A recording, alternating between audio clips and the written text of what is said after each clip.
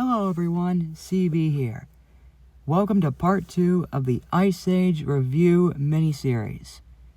As you can tell by the poster, we're going to be taking a look at the second installment in the Ice Age franchise known as Ice Age The Meltdown. Also known as Ice Age 2 The Meltdown, or simply known as Ice Age 2. I'm not going to go into that. So, let's talk about the film's history.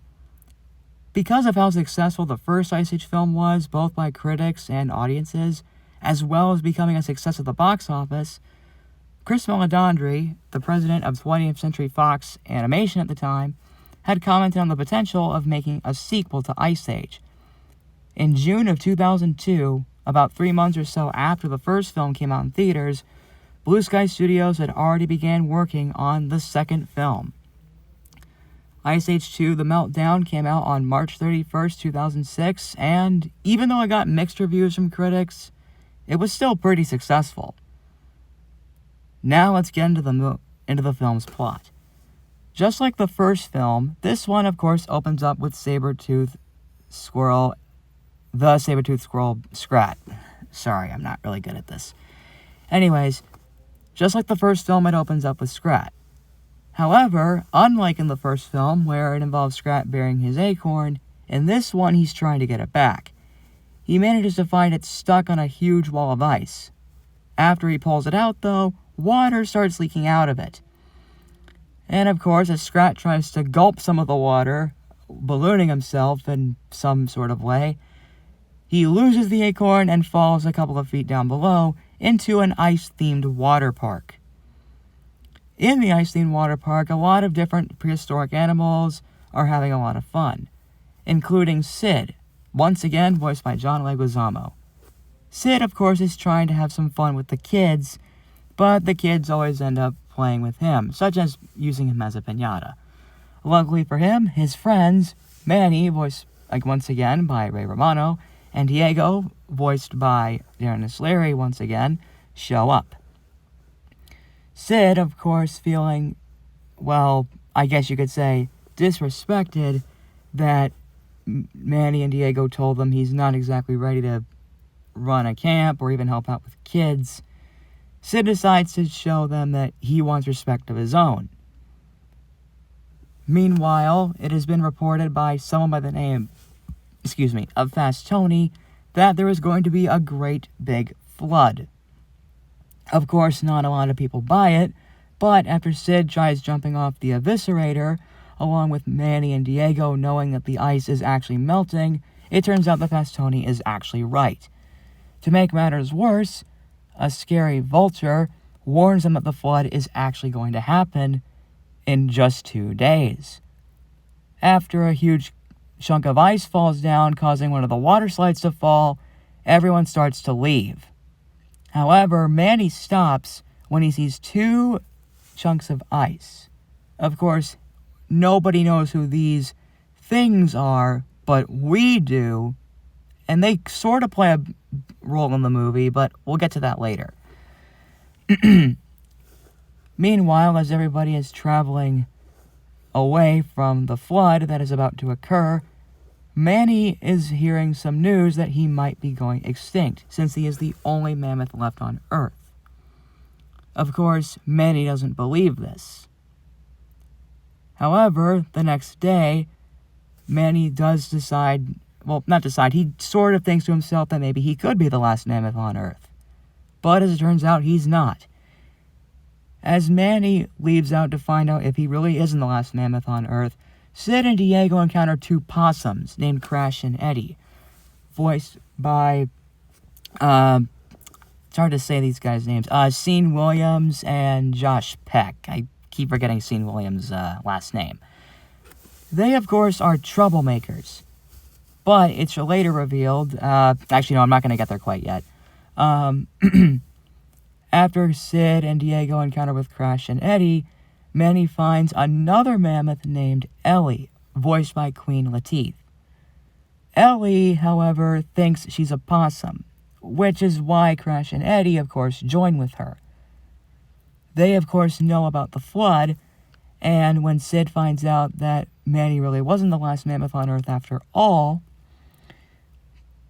Ellie, Crash, and Eddie follow along with Sid, Diego, and Manny to avoid the flood. However, later that night, when Manny and Ellie walk by themselves, Ellie gets offended by what Manny was telling her as a way to save their species. Luckily, they sort of apologize in the end after a crazy, what's the word I'm looking for? Disaster, I guess, with a bunch of rocks breaking. I don't know. It's kind of hard to explain what's going on. After that, later that night, Sid is kidnapped by a bunch of mini-sloths who call him as the Fire King. I'll get to that callback later when we talk about the film, well, what I think of it. Anyways, the next morning, the flood starts to occur, and Sid and the rest of the herd start to leave. After a weird musical number, which I have no idea why there would be a musical number in this film. Anyways, moving on from that, they finally make it to where the boat is, except they arrived when the geysers start erupting. Manny, Sid, and Diego, of course, go through the geysers, while Ellie, Crash, and Eddie go on the other direction. Luckily for Sid and Diego and Manny, they finally make it to the boat. But as the flood starts to rise, everyone has to run into the boat really quickly. Unfortunately for Ellie, Crash, and Eddie, they get trapped, with Ellie being the one stuck inside. This, of course, causes Crash and Eddie to go help her get out.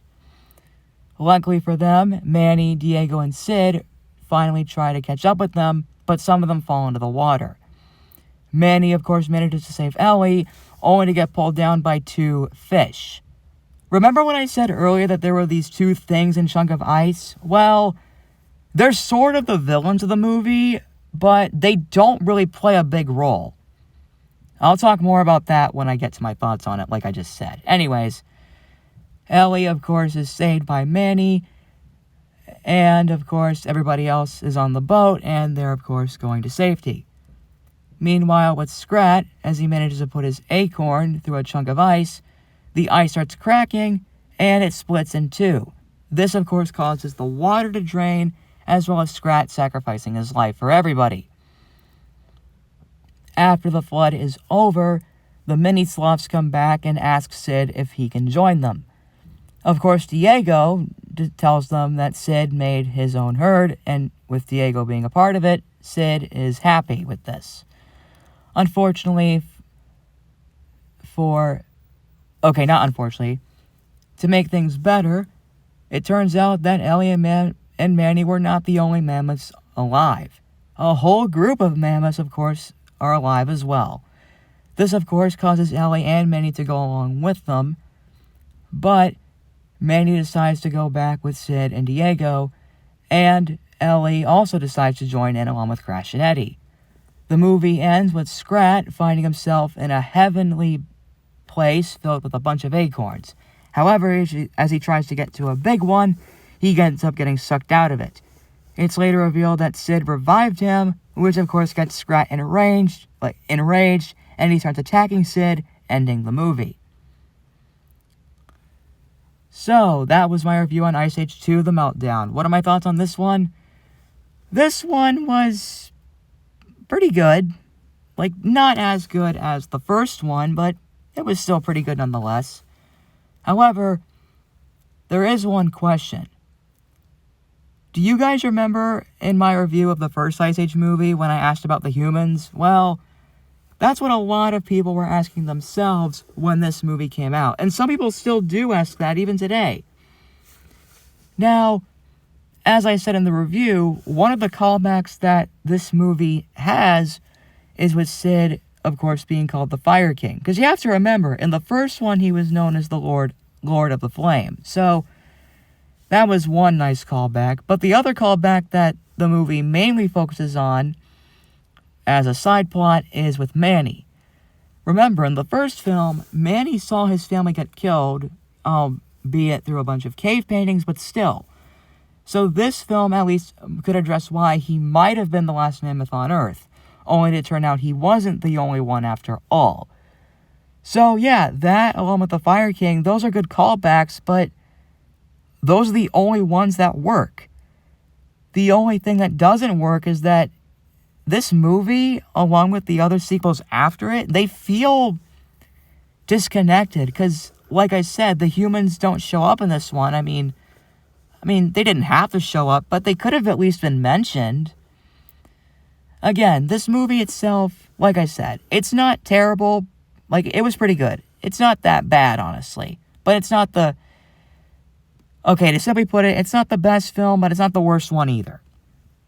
So, one thing I can say about this film that actually got a lot better was the animation. The animation with each Ice Age film started getting better, but the stories, let's just say they sort of went downhill.